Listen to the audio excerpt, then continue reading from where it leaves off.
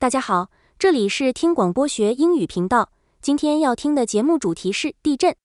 这个节目生动描绘了一场洛杉矶大地震的惊心情景。它将个人经历与地震及其余波的实际细节巧妙融合，最终突出了这种毁灭性地震事件即将来临的紧迫威胁。下面我们来一起听听地震时的场景吧。Imagine you work in downtown LA, the heart of Los Angeles. Every morning you wake up at your house in the suburbs, you walk to the train, and you make your way in. You're headed to Union Station. You and 100,000 other people pass through here every day. Maybe you work in finance or in fashion. Downtown's dense. There's a lot of traffic. There's skyscrapers nearly as tall as the Empire State Building.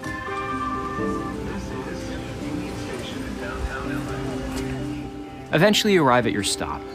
You get off your train, you walk through the main lobby, and you stop at a kiosk for some coffee. You say hey to the barista you've known for the past 3 years. You reach into your pocket for your wallet. You move to the side, and you wait. You have no idea that there's a monster beneath your feet laying in wait. And that today, everything changes. Seismologist Lucy Jones knows this monster. She studies it for a living. A minute before the earthquake, it's no different than any other time. Out in the middle of the desert, 160 miles away from where you're standing, there are two enormous tectonic plates that have been trying to slide past each other for millions of years. But they're stuck. Today, they slip. And when they do, there's a tremendous burst of energy that travels through the earth. LA won't know anything for another 45 seconds before the very first P wave arrives. It's like the Earth's early warning system. So the first P wave is a sound wave. It's probably not enough to move a glass, but you might end up feeling slightly seasick because it'll be below your hearing range. All the way at the fault, the earthquake is already throwing people to the ground. But the rupture's been continuing to move up the fault through that 45 seconds, releasing more energy at every point along the fault, and that the parts of the fault are getting closer and closer to us. The shaking starts at Union Station. The first S wave comes in about 75 seconds after the beginning of the earthquake. That's the second wave, and you feel the ground shake harder and harder. You can't outrun it. You dive under a table and hold on.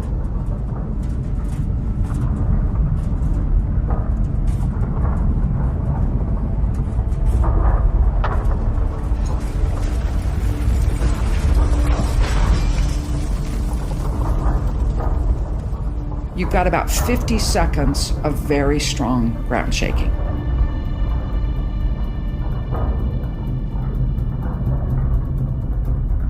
So if people try to run out of Union Station, they are likely to be thrown to the ground and break their legs, sprain their ankles, or they make it to the outside of the building as objects on the outside collapse onto them. Definitely there will be the perception that the ground is literally waving in front of you.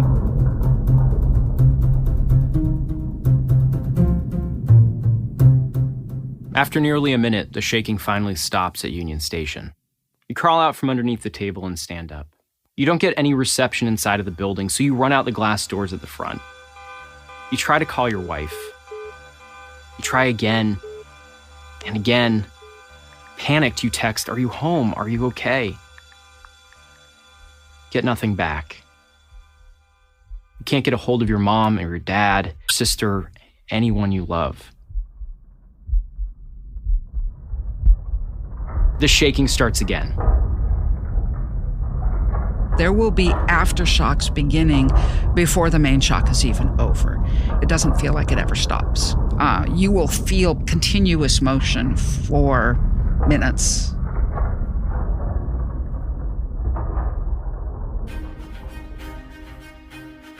There's a huge quake on the San Andreas Fault in Southern California every 100 years or so. We haven't had one for about 160. The last time one struck, there was no Union Station. No Hollywood, no freeways to destroy, or skyscrapers to crumble.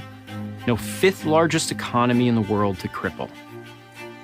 We don't know when the big one's gonna hit. It could be in a year, it could be a week, or literally any minute now. But we do know that when it does, you'll have an overwhelming feeling that Mother Nature doesn't care, that you're small.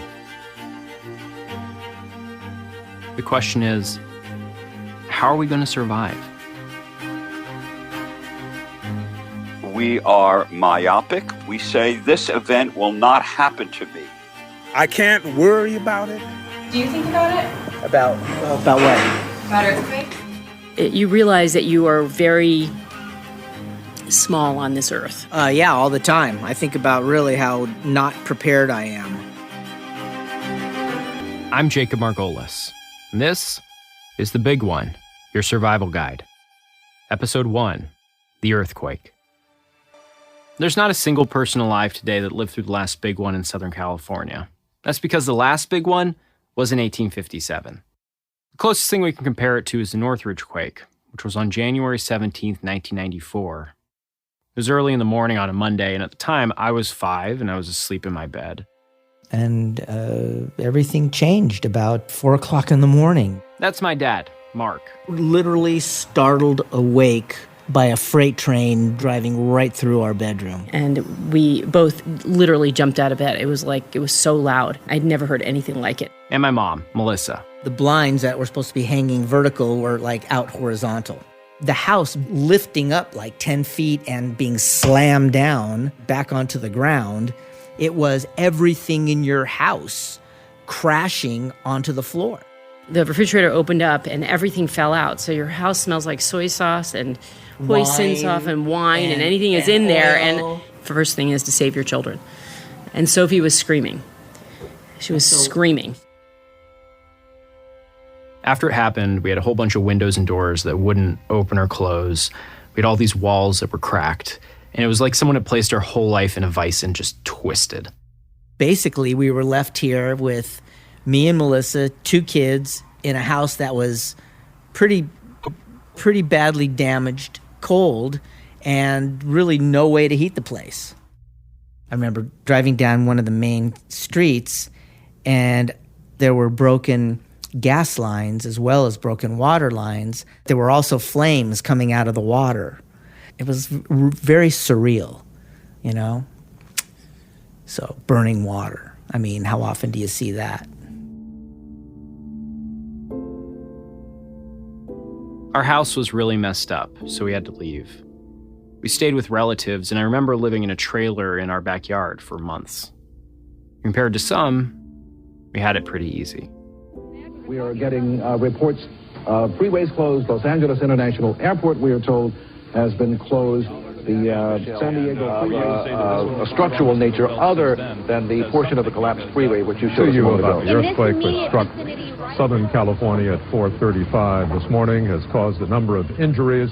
A number of buildings have 57 people died. Structural damage. 87,000 buildings and homes damaged.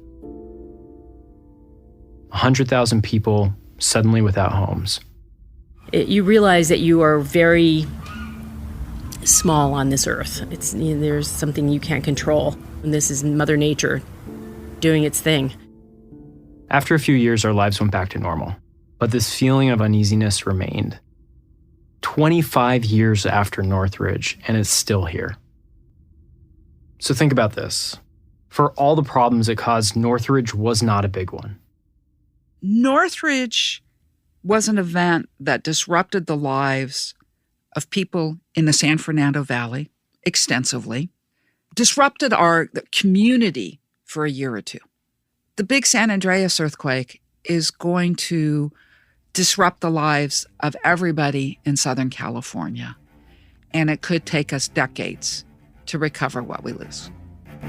Whether you like it or not, the big one is coming. And it's going to come from the San Andreas Fault, which runs all the way through California. It's the meeting place of the Pacific and North American plates.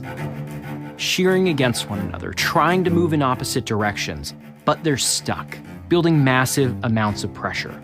And when they slip, that pressure gets released, and that energy blasts its way through the earth.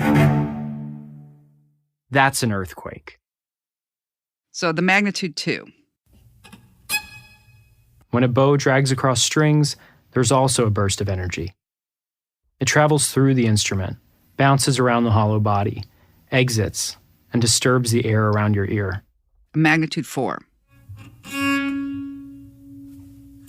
The tectonic plates dragging across each other are like bows against strings. The energy that's released travels through the earth, and there's all these peaks and valleys and highs and lows. A magnitude 6. And then a magnitude 7.8.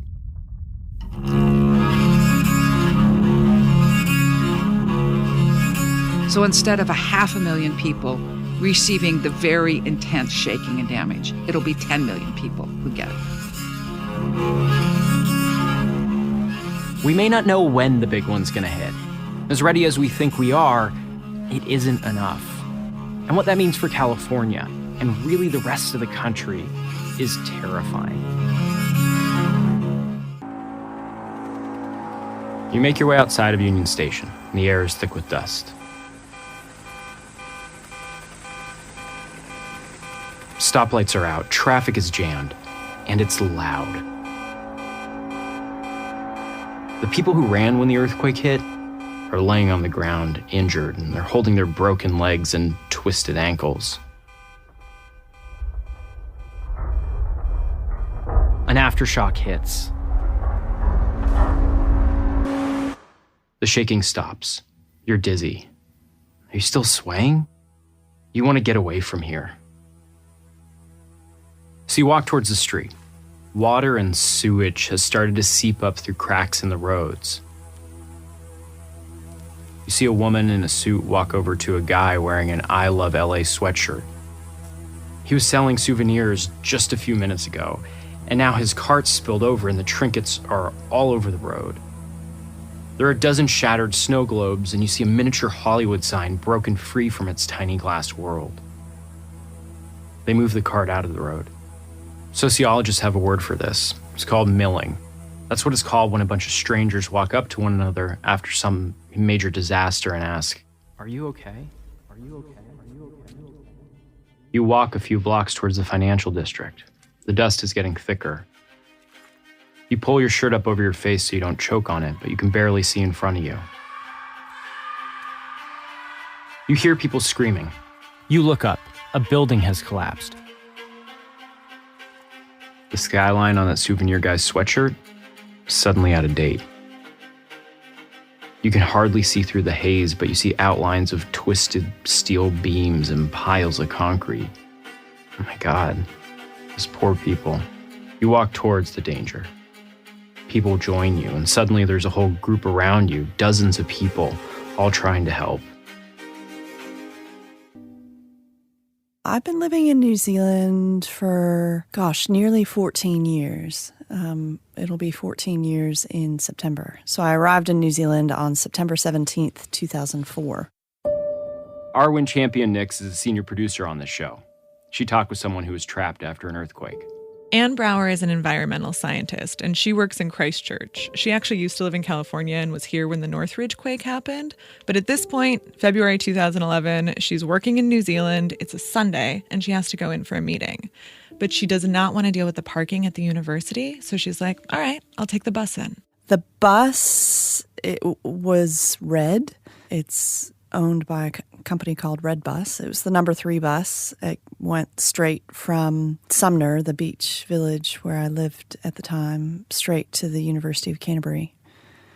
But it went through City Center. So Anne had been avoiding City Center for about 5 months. Why? Well, there had been an earthquake a few months before that was pretty far outside the city. But in the months after, there had been all these little aftershocks just happening all the time. And city center is full of all these old buildings. So Anne was just trying to be careful. She was just being cautious. But it's a Sunday. She has to get into work. So she's like, well, how likely is it that anything bad happens? So she decides to get on the bus. And she sits down on the front half of the bus. Everyone else is in the back of the bus except for the driver. She pulls out a magazine and she starts reading it. What magazine was it? She was reading The Economist. So the bus jumped in the air, and my first thought was, oh, cool, okay, this time I get to see what it's like in city center. So I saw bricks falling on the other side of the street, and I thought, okay, this is definitively no longer cool. Then I heard bricks hit the bus. What do bricks sound like on a bus? Well, it sounds like brick hitting a very thin layer of metal. And there's nothing like the sound of falling bricks and breaking glass. It's a terrible, terrible sound. When the earthquake hit, the bus stopped in the shadow of this brick building, and the bricks started to come off, chunks of them just collapsing, cascading down, hitting the roof of the bus, just pile after pile, hitting the roof until it's completely caved in, and Anne is pinned under the roof of the bus. So in almost an instant, it's gone completely dark. Anne can't see anyone, she can't hear anything, and she becomes overwhelmed with pain. So there was no sensory perception except for weight. So like I couldn't see anything, I couldn't hear anything, I couldn't smell anything. All I could do was feel the increasing in chunks, brick by brick, ton by ton on my left hip. And it just kept coming and coming and coming. And I remember thinking, this is not okay. This is not my life. This is not. I'm not okay with this. I do not agree with this. This is not how Anne Brown leaves this world. This is not my story. Not me. I'm not okay with this. And then she passes out. It's not people running around pulling out their hair or trying to water the dirt, or moms don't throw their babies to the side. Those kind of crazy, panicked rushes that we see depicted in the movies a lot, those things don't really happen in real life. Sociologist Joe Traynor is obsessed with disasters. He's at the University of Delaware. Most of the time, under most circumstances, that you're going to see people become the best version, the most altruistic version of themselves, especially in those first couple of minutes and moments after the event. There are exceptions, like in 2003 when a fire broke out at a nightclub in Rhode Island. People started shoving, everyone was trying to escape, and by the time it was over, 100 people were killed, more than 200 others were injured. But that's the exception, it's not the rule. On 9/11, as far as we know, not a single person pushed anyone out of the way while everyone was rushing to get out of the buildings. In fact, people stayed to check on their coworkers. Anne wakes up, trapped in this bus with no idea how much time has passed. It wasn't like you wake up in the morning and you hear the birds and you see the daylight of the new day. I woke up in the dark place. Like I woke up and it was all black. She's surrounded by the wall of the bus on one side, the roof of the bus crushing her, and she starts to try and wiggle her toes and her fingers. She wants to see if her spine is injured. And finally, her senses start coming back, just one by one. She realizes she can't see, and then the sun starts beaming in, shining through the window that was somehow still intact. And then she can't hear until she can hear these people rustling around outside. And then she can feel again. And when she does, she is in so much pain, she just starts to scream. No, no, no, no, no, no. This is not my life. No, I'm not okay with this. This is not me. And then she sees someone. There's this guy in a fluorescent vest standing outside the window, and he says to her, "You're going to be okay. We are going to get you out.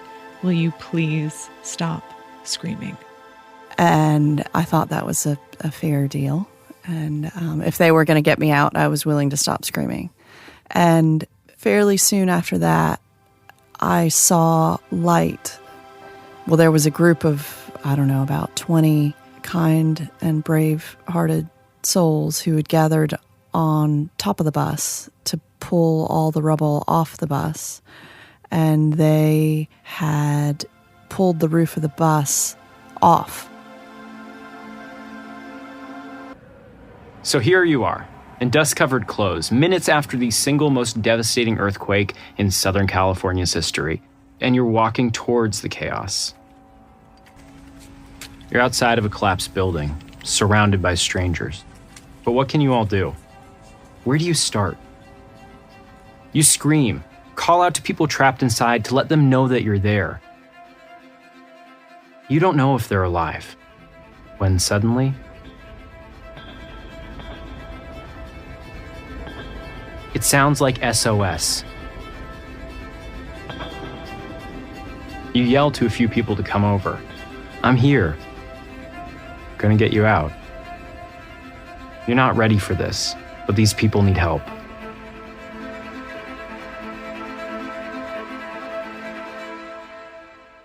So at this point, dozens of people are gathered around this bus. We've got like mechanics and tourists, just whoever is around, right? And they're all trying to move these piles off the bus to get Anne out. So they start moving the bricks off the bus, they pull the roof back, and they get it open just enough that light starts coming through. But they can't get her out. So one of these people who's trying to help, this guy Rob, this man with bright blue eyes, he decides to get into the bus. He just gets into the bus. Yeah, at this point, the hole they have in the roof isn't big enough to pull her out, and she's stuck. So he's like, all right, I'm coming in, and squeezes through the metal, sits down next to her, and takes her hand and just starts talking. What do you talk about in a situation like that? Well, he was just trying to distract her, so he started talking about what he knows, which is fishing. So he starts telling her these stories of the one that got away and the greatest fish he ever caught. But the whole time he's just staring into her eyes, holding her hand, and he will not break eye contact. I remember more light came in, so I sensed that they had pulled more of the roof off. And I could see and hear men walking into the bus. And that was the only time that Rob sort of let our gazes move apart, because he said to the man who got into the bus, he said, "Get her first, mate. He's gone." And that was the first I knew that other people on the bus had not made it. So everyone else who'd been on the bus, 8 people, they were all dead. The 4 people who had been on the sidewalk next to the bus when this earthquake hit, they were all dead. Anne was the only survivor, and she was trapped. And these people climb into the rubble, and they use this handsaw to cut the seat off of her that is pinning her. And they move her. They're finally getting her out, and she just blacks out again from the pain. But she survived. She was saved by these strangers. It's been hours since the earthquake hit. Your throat is dry from answering screams with more screams. A mix of adrenaline and exhaustion. There are hundreds of people helping now. Your phone vibrates. It's a text from your wife. It says, "I'm safe. Omar's at school. I'm gonna get him. Meet us at home."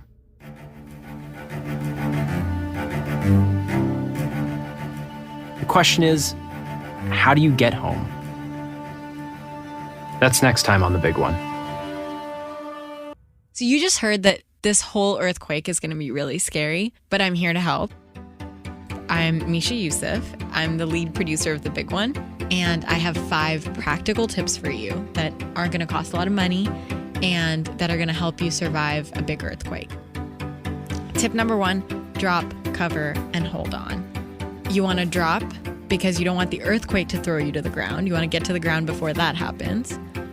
Cover so that the stuff that's flying everywhere doesn't hit you in the head.